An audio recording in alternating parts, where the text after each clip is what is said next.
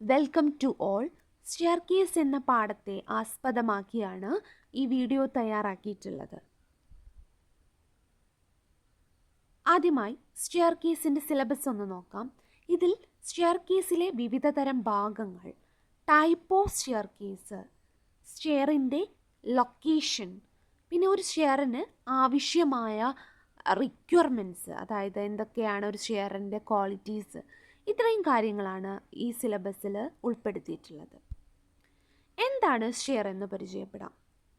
വളരെ എളുപ്പത്തിലും വളരെ പെട്ടെന്നും സൗകര്യപ്രദമായും നമുക്ക് ഒരു നിലയിൽ നിന്നും മറ്റൊരു നിലയിലേക്ക് കടക്കുവാൻ സഹായിക്കുന്ന ഒരു ബിൽഡിങ്ങിൻ്റെ, ഒരു കെട്ടിടത്തിൻ്റെ ഒരു ഭാഗമാണ് സ്റ്റെയർ എന്ന് പറയുന്നത്.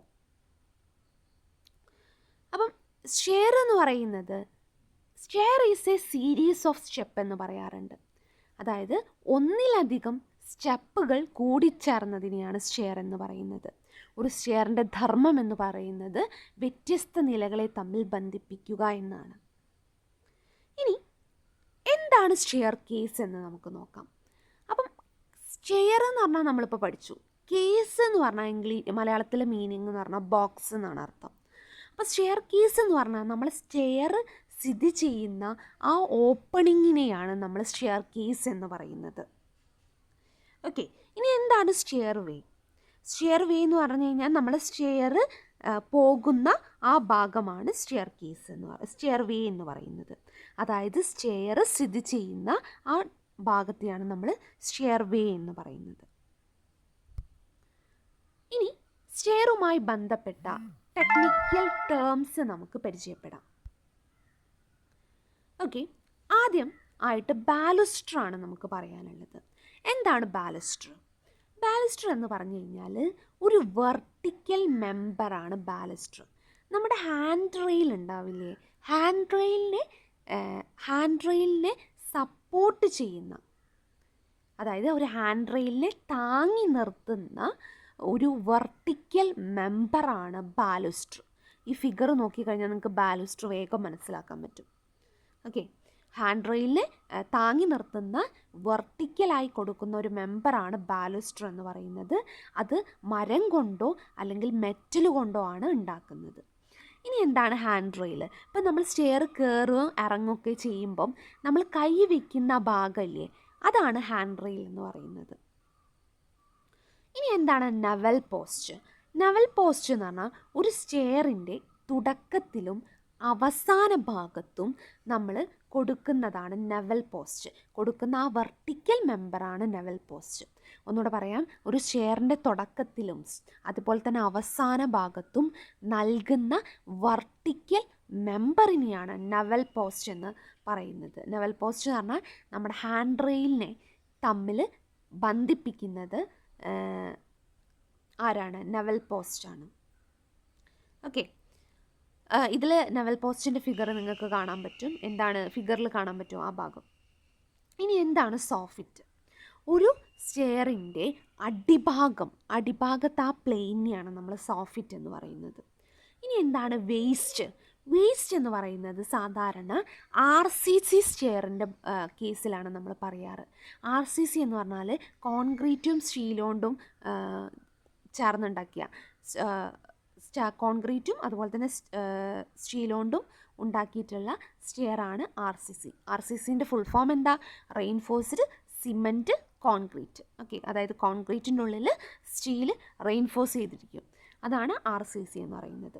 അപ്പോൾ ഈ RCC സ്റ്റെയറിൻ്റെ കേസിൽ ഈ സ്ലാബിൻ്റെ തിക്നെസ്സിനെയാണ് കനത്തെയാണ് നമ്മൾ എന്തെന്ന് പറയുന്നത്? വേസ്റ്റ് എന്ന് പറയുന്നത്. ഈ ഫിഗർ നോക്കൂ, വേസ്റ്റ് നിങ്ങൾക്ക് കാണാൻ പറ്റും. അപ്പോൾ നിങ്ങൾ ഇതിൽ പറഞ്ഞതിൽ നിങ്ങൾക്ക് നന്നായിട്ട് മനസ്സിലാക്കാൻ പറ്റും. നെവൽ പോസ്റ്റ് ഇതാ ആദ്യം കാണുന്നതാണ് നെവൽ പോസ്റ്റ്. പിന്നെ അതേപോലെ തന്നെ നമ്മൾ പിന്നെ പറഞ്ഞിട്ടുള്ള ഹാൻഡ് റെയിൽ നിങ്ങൾക്ക് കാണാൻ പറ്റും. ഓക്കെ, ബാലുസ്റ്ററും കാണാൻ പറ്റും. ഇനി എന്താണ് സ്റ്റെപ്പ്?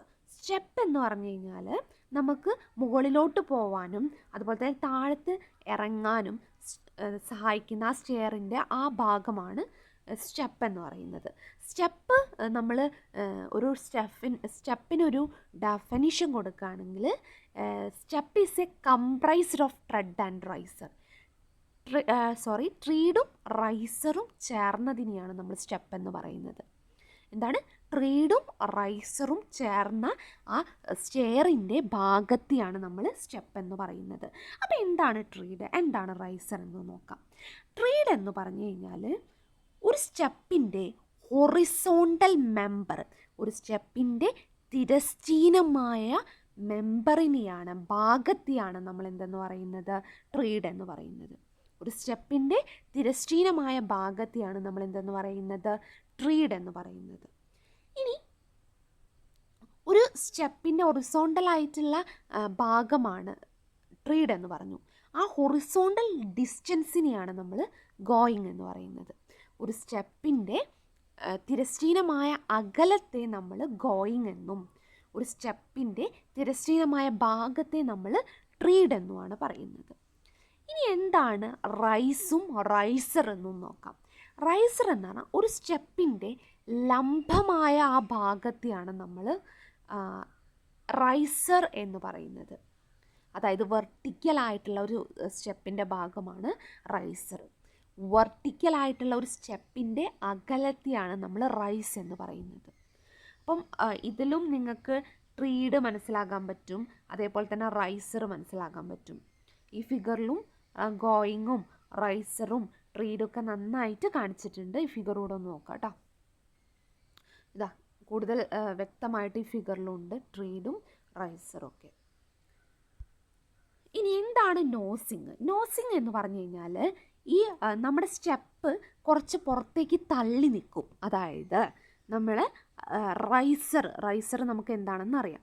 റൈസറിന് പുറത്തേക്ക് സ്റ്റെപ്പ് കുറച്ച് തള്ളി നിൽക്കും. അതിനെയാണ് നമ്മൾ നോസിങ് എന്ന് പറയാം. അപ്പം നോസിങ് നിങ്ങൾ മാർബിളൊക്കെ ഉരുട്ടി കൊടുക്കുക എന്ന് നമ്മൾ പണിക്കാര ഭാഷയിൽ പറയുന്നതാണ് ഈ നോസിങ് എന്ന് പറയുന്നത്.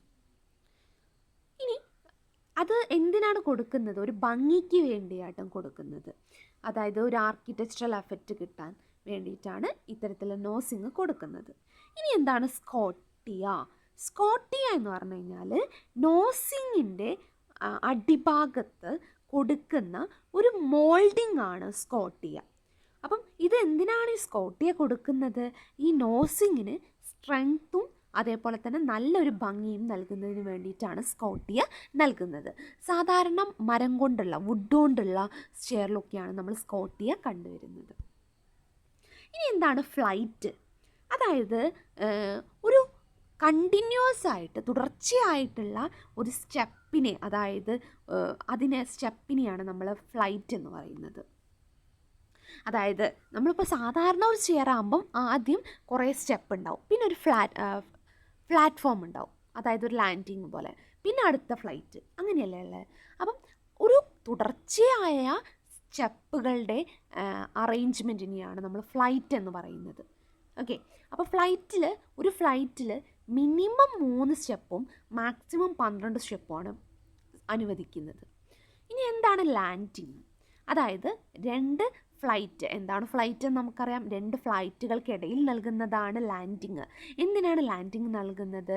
ഒന്ന്, ഒരു ഫ്ലൈറ്റിൽ നിന്നും മറ്റൊരു ഫ്ലൈറ്റിലേക്ക് അതിൻ്റെ ദിശ മാറ്റാൻ വേണ്ടിയിട്ടാണ് ലാൻഡിങ് നൽകുന്നത്.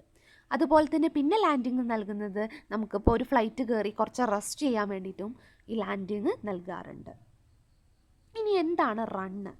അതായത് ഒരു സ്റ്റെയറിനെ നമ്മളൊരു തിരശ്ചീനമായൊരു പ്രതലത്തിലേക്ക് പ്രൊജക്റ്റ് ചെയ്ത് കഴിഞ്ഞാൽ ഉണ്ടാവുന്നതാണ് റൺ എന്ന് പറയുന്നത്. അപ്പം റണ്ണ് എന്ന് പറഞ്ഞാൽ എന്താ? ഒരു തിരശ്ചീനമായ ഒരു പ്ലെയിനിൽ ഒരു സ്റ്റെയറിൻ്റെ മൊത്തമായ ലെങ്തിനെയാണ് നമ്മൾ റൺ എന്ന് പറയുന്നത്. ഇനി എന്താണ് വിൻഡർ? വിൻഡർ എന്ന് പറഞ്ഞു കഴിഞ്ഞാൽ നമ്മളിപ്പോൾ സാധാരണ സ്ഥലം അധികം ഇല്ലാത്ത സ്ഥലത്തൊക്കെയാണ് ഈ വിൻഡേഴ്സ് പ്രൊവൈഡ് ചെയ്യുന്നത്, നൽകുന്നത്. അതായത് ഇതെന്ന് പറഞ്ഞാൽ 2 ഫ്ലൈറ്റുകൾക്കിടയിൽ നമ്മൾ സാധാരണ ലാൻഡിങ് ആണല്ലോ നൽകാറ്, അതിന് പകരം നമ്മൾ വിൻഡേഴ്സ് കൊടുക്കാറുണ്ട്. വിൻഡേഴ്സ് എന്ന് പറഞ്ഞാൽ ഈ ചെരിഞ്ഞിരിക്കുന്ന സ്റ്റെപ്പിനെയാണ് നമ്മൾ വിൻഡേഴ്സ് എന്ന് പറയാം. അതെന്ന് പറഞ്ഞാൽ ഒരു ഫ്ലൈറ്റിൽ നിന്നും മറ്റൊരു ഫ്ലൈറ്റിലേക്ക് ദിശ മാറ്റാൻ വേണ്ടിയിട്ടാണ് ഇത്തരത്തിലുള്ള വിൻഡോസ് കൊടുക്കുന്നത്. പിന്നെ ഇത് ടാബറിങ് സ്റ്റെപ്പ് എന്നാണ് പറയാറുള്ളത് കേട്ടോ. ആ വേർഡ് അണ്ടർലൈൻ ചെയ്യണ ടാബറിങ് സ്റ്റെപ്പാണ് വിൻഡോസ് എന്ന് പറയുന്നത്. ഇനി എന്താണ് സ്ട്രിങ്സ് ഓർ സ്ട്രിങ്ങേഴ്സ്? അതായത് നമ്മുടെ ഈ സ്റ്റെയറിൻ്റെ ഒക്കെ കേസിൽ സ്റ്റെപ്പിനെ നമ്മൾ താങ്ങി നിർത്താൻ നൽകുന്ന ചെരിഞ്ഞിരിക്കുന്ന ഒരു മെമ്പറാണ് സ്ട്രിങ്ങർ എന്ന് പറയുന്നത്. എന്താണ്? നമ്മൾ ഒരു സാധാരണ മരം കൊണ്ടുള്ള വുഡ് കൊണ്ടുള്ള സ്റ്റെയറൊക്കെ ആകുമ്പം അതിലെ സ്റ്റെപ്പിനെ താങ്ങി നിർത്താൻ നൽകുന്ന ഒരു ഇൻക്ലൈൻഡ് ആയിട്ടുള്ള മെമ്പറാണ് എന്തെന്ന് പറയുന്നത്? സ്ട്രിങ്ങേഴ്സ് എന്ന് പറയുന്നത്. 2 ടൈപ്പ് സ്ട്രിങ് ആണുള്ളത്. ഓപ്പൺ സ്ട്രിങ് അല്ലെങ്കിൽ കട്ട് സ്ട്രിങ്. പിന്നെ രണ്ടാമത്തത് ക്ലോസ്ഡ് ഓർ ഹൗസ്ഡ് സ്ട്രിങ്. ഇങ്ങനെ 2 ടൈപ്പ് സ്ട്രിങ് ആണുള്ളത്. അതുകൂടെ മനസ്സിലാക്കി വയ്ക്കുക. ഇനി എന്താണ് ബാലുസ്ട്രേഡ് ഓർ ബാരിയസ്റ്റർ എന്ന് നോക്കാം. അതായത് നമ്മൾ നേരത്തെ പഠിച്ച ഹാൻഡ് റെയിൽ എന്താണെന്ന് ഓർമ്മ ഉണ്ടല്ലോ, അതേപോലെ തന്നെ ബാലുസ്ട്ര എന്താണെന്ന് ഓർമ്മ ഉണ്ടല്ലോ. ഈ 2 ബാലുസ്ട്രും അതേപോലെ തന്നെ ഹാൻഡ് റെയിലിനും മൊത്തം നമ്മൾ പറയുന്ന പേരാണ് ബാലുസ്ട്രേഡ് അല്ലെങ്കിൽ ബാരിയസ്റ്റർ. ഇനി എന്താണ് വാൾക്കിംഗ് ലൈൻ എന്ന് നോക്കാം. അതായത് നമ്മളിപ്പോൾ ഒരു സ്റ്റെയറിലൂടെ നടക്കുമ്പോഴും ഇറങ്ങുമ്പോഴൊക്കെ നമ്മൾ ഒരു അപ്രോക്സിമേറ്റ് ആയിട്ട് ഒരു ഏകദേശം നമ്മൾ നടക്കുന്ന ആ ഒരു ലൈൻ ഉണ്ടാവുമല്ലോ, ആ ലൈനെയാണ് വാക്കിംഗ് ലൈൻ എന്ന് പറയുന്നത്. അതായത് നമ്മളൊരു സ്റ്റെയറിലേക്ക് കയറുമ്പോഴും ഇറങ്ങുമ്പോഴും നമ്മൾ നടക്കുന്ന ഒരു അപ്രോക്സിമേറ്റ് ആയിട്ടുള്ള ആ ഒരു ലൈനാണ് വാൾക്കിംഗ് ലൈന്. ഇത് സാധാരണ ഹാൻഡ് റെയിൽ നിന്നും 450 മില്ലിമീറ്റർ അകലെയായാണ് സ്ഥിതി ചെയ്യുന്നത് ഈ വാൾക്കിംഗ് ലൈൻ എന്ന് പറയുന്നത്. ഇനി എന്താണ് റിക്വയർമെൻറ്റ് ഓഫ് ഗുഡ് സ്റ്റെയർ? ഒരു സ്റ്റെയറിന് ഉണ്ടായിരിക്കേണ്ട റിക്വയർമെൻറ്റ്സ് എന്താണെന്ന് നോക്കാം. ഓക്കെ, അത് ഒരു ഇമ്പോർട്ടൻ്റ് ആയിട്ടുള്ള ക്വസ്റ്റ്യൻ ആണ്. പ്രീവിയസ് ക്വസ്റ്റ്യൻ പേപ്പറിൽ കണ്ടിട്ടുള്ള ക്വസ്റ്റ്യൻ ആണ്. അപ്പം ഇതിൽ ആദ്യം തന്നെ നമുക്ക് പറയുന്നത് എന്ന് പറഞ്ഞു കഴിഞ്ഞാൽ ലൊക്കേഷനാണ്. ഒരു നല്ലൊരു സ്റ്റെയർ ആകുമ്പം അതിൻ്റെ ലൊക്കേഷൻ എങ്ങനെയായിരിക്കണം എന്നാണ് ആദ്യം പറയുന്നത്. അപ്പം അതെപ്പോഴും എന്തായിരിക്കണം? It should be located as to provide easy access to the occupants building. അതായത് നമുക്ക് എല്ലാ ഭാഗത്തും ഒരു കെട്ടിടത്തിൽ നമ്മളിപ്പോൾ ഒരു സ്റ്റെയർ കൊടുക്കുമ്പം എല്ലാ ഭാഗങ്ങളിൽ നിന്നും നമുക്ക് എളുപ്പത്തിൽ എത്തിച്ചേരാൻ പറ്റുന്ന സ്ഥലത്തായിരിക്കണം നമ്മൾ സ്റ്റെയർ നൽകേണ്ടത്. ഇനി രണ്ടാമത്തേത്, സ്റ്റെയർ സ്ഥിതി ചെയ്യേണ്ടത് എപ്പോഴും നന്നായി പ്രകാശവും അതുപോലെ തന്നെ നന്നായിട്ട് എയറൊക്കെ വെൻറ്റിലേഷനൊക്കെ കിട്ടുന്ന ഭാഗത്തായിട്ടായിരിക്കണം നമ്മൾ സ്റ്റെയർ വെക്കേണ്ടത്. പിന്നെ അറിയേണ്ടതെന്ന് പറഞ്ഞു കഴിഞ്ഞാൽ സ്റ്റെയർ എപ്പോഴും നമ്മൾ സ്പേഷ്യസ് ആയിരിക്കണം. അതായത് അതേപോലെ തന്നെ അത് വളരെ കൂടുതൽ സ്ഥലം ഉപയോഗിച്ചായിരിക്കണം ആ സ്റ്റെയർ സ്ഥിതി ചെയ്യേണ്ടത്. ഇനി അടുത്തത് വിഡ്ത്ത് ഓഫ് സ്റ്റെയർ ആണ്. അപ്പം നമ്മൾ ഈ സ്റ്റെയറിൻ്റെ ഒക്കെ ഡിസൈൻ പറയുമ്പം ഈ സ്റ്റെയറിൻ്റെ വിഡ്ത്ത് ഓഫ് സ്റ്റെയർ വളരെ ഇമ്പോർട്ടൻ്റ് ആണ്. വിഡ്ത്തും ലെങ്ത്തും ഒക്കെ ഇമ്പോർട്ടൻ്റ് ആണ്. അപ്പം സാധാരണ നമ്മൾ റെസിഡൻഷ്യൽ കെട്ടിടങ്ങൾ, അതായത് വീടുകൾ പോലുള്ള കെട്ടിടങ്ങളിലൊക്കെ നമ്മൾ വിഡ്ത്ത് കൊടുക്കുക 90 സെൻറ്റിമീറ്ററാണ്. പക്ഷേ പൊതുവായിട്ടുള്ള പബ്ലിക് ബിൽഡിങ്ങിലൊക്കെ നമ്മൾ കൊടുക്കുന്നത് 1.5 മീറ്റർ മുതൽ 1.8 മീറ്ററാണ് വിഡ്ത്ത് കൊടുക്കുന്നത്. ഇനി മൂന്നാമത്തെ ഒരു റിക്വയർമെൻ്റ് ആണ് ലെങ്ത് ഓഫ് ഫ്ലൈറ്റ്. അപ്പം ലെങ്ത്തിൽ ഞാൻ നേരത്തെയും പറഞ്ഞു, ഒരു ഫ്ലൈറ്റിൽ ഉണ്ടായിരിക്കേണ്ടത് മിനിമം 3 സ്റ്റെപ്പും മാക്സിമം 12 സ്റ്റെപ്പുമാണ് ഉണ്ടാവേണ്ടത്. ഇനി എന്താണ് ഒരു സ്റ്റെയറിൻ്റെ പിച്ച് എന്ന് പറഞ്ഞാൽ എത്ര ചെരിവിലാണ് ആ സ്റ്റെയർ സ്ഥിതി ചെയ്യുന്നതെന്നാണ്. അപ്പോൾ സാധാരണ ഇതേപോലെ സ്റ്റെയറിൻ്റെ ഡിസൈനിൽ കോഡുകൾ നൽകുന്നത് 30 ഡിഗ്രി മുതൽ 45 ഡിഗ്രി വരെ ഒരു സ്റ്റെയറിൻ്റെ ചെരിവ് അനുവദിക്കാം. ഇനി എന്താണ് ഹെഡ് റൂം എന്ന് പറഞ്ഞു കഴിഞ്ഞാൽ നമുക്ക് മുകളിലത്തെ റൂമിനെയാണ് ഹെഡ് റൂം എന്ന് പറയുന്നത്. അതായത് നമ്മൾ ഇപ്പം ഈ ഒരു ഫിഗർ നിങ്ങൾ നോക്കാം, ഈ ഫിഗർ നോക്കൂ. അതായത് ഒരു സ്റ്റെപ്പിൻ്റെ ഹൊറിസോണ്ടൽ ഭാഗത്ത് നിന്നും മുകളിലത്തെ സ്ലാബ് വരെയുള്ള അകലത്തെയാണ് നമ്മൾ എന്തെന്ന് പറയുന്നത്? ഹെഡ് റൂം എന്ന് പറയുന്നത്. ഓക്കെ, ഈ ഫിഗർ നിങ്ങൾക്ക് നോക്കിക്കഴിഞ്ഞാൽ ഹെഡ് റൂം നന്നായിട്ട് നിങ്ങൾക്ക് മനസ്സിലാക്കാൻ പറ്റും. ഓക്കെ, ഈ ഫിഗറിൽ നിങ്ങൾ നോക്കൂ, ഒരു സ്റ്റെപ്പിൻ്റെ ഹൊറിസോണ്ടൽ ആയിട്ടുള്ള ഭാഗം മുതൽ മുകളിലത്തെ ആ സ്ലാബ് ഉണ്ടാവുമല്ലോ, മുകളിലത്തെ റൂമിൻ്റെ ആ സ്ലാബ്, അതുവരെയുള്ള അകലമാണ്, അതുവരെയുള്ള വെർട്ടിക്കൽ അകലമാണ് ഹെഡ് റൂം എന്ന് പറയുന്നത് കേട്ടോ. അപ്പം ഹെഡ് റൂം സാധാരണ IS കോഡ് പറയുന്നത് എത്ര കൊടുക്കണം എന്നാണ്, 2.1 മുതൽ 2.3 മീറ്റർ വരെ നമുക്ക് ഹെഡ് റൂമിൻ്റെ വെർട്ടിക്കൽ ഡിസ്റ്റൻസ് നൽകാമെന്നാണ് പറയുന്നത് കേട്ടോ. ഇനി എന്താണ് ബാലുസ്ട്രേഡ്? അപ്പം നമ്മൾ ഒരു സാധാരണ ഒരു ഓപ്പൺ വെൽ സ്റ്റെയർ ആകുമ്പോൾ, എന്താണ് ഓപ്പൺ വെൽ സ്റ്റെയർ എന്നൊക്കെ നമുക്ക് ടൈപ്പ് ഓഫ് സ്റ്റെയറിൽ പഠിക്കാം കേട്ടോ. അപ്പം ആ കേസിലൊക്കെ നമ്മൾ ബാലുസ്ട്രേഡ് നൽകണം എന്നാണ് പറയേണ്ടത്. കാരണം അത് ഈ സ്റ്റെയർ ഉപയോഗിക്കുന്ന ആളുകളുടെ സുരക്ഷിതത്തിനായിട്ട് നമ്മൾ ബാലുസ്ട്രേഡ് നൽകണമെന്നാണ് പറയുന്നത്. ഇനി സ്റ്റെപ്പിൻ്റെ ഡയമെൻഷൻസ് ആണ്. സാധാരണ സ്റ്റെപ്പിൻ്റെ ഗോയിങ് എന്ന് പറഞ്ഞാൽ എന്താ, ഒരു സ്റ്റെപ്പിൻ്റെ തിരശ്ചീനമായ മെമ്പറിനെ നമ്മൾ ട്രീഡ് എന്നും തിരശ്ചീനമായ അകലത്തെ നമ്മൾ ഗോയിങ് എന്നും പറയും. ഗോയിങ്ങിൻ്റെ സാധാരണ 25 സെൻറ്റിമീറ്റർ മുതൽ 30 സെൻറ്റിമീറ്റർ വരെയാണ് അതിൻ്റെ അകലം ഉണ്ടാവുന്നത്. ഇനി റൈസ് 10 സെൻറ്റിമീറ്റർ മുതൽ 15 സെൻറ്റിമീറ്റർ ആണ്. ഇത് വളരെ ഇമ്പോർട്ടൻ്റ് ആണ് കേട്ടോ, കോമ്പറ്റേറ്റീവ് എക്സാമിലൊക്കെ ചോദിച്ച് കാണാറുണ്ട്. ഇനി മെറ്റീരിയൽ ഓഫ് കൺസ്ട്രക്ഷൻ, അതായത് നമ്മൾ ഈ സ്റ്റെയർ നിർമ്മിക്കാൻ ഉപയോഗിക്കുന്ന മെറ്റീരിയൽ നല്ല സ്ട്രെങ്ത് ഉണ്ടായിരിക്കണം, അതുപോലെ തന്നെ നല്ല ഫയർ റെസിസ്റ്റൻസ് ആയിരിക്കണം, തീയെ ചെറുത്ത് നിർക്കാൻ കഴിവുള്ളവയായിരിക്കണം.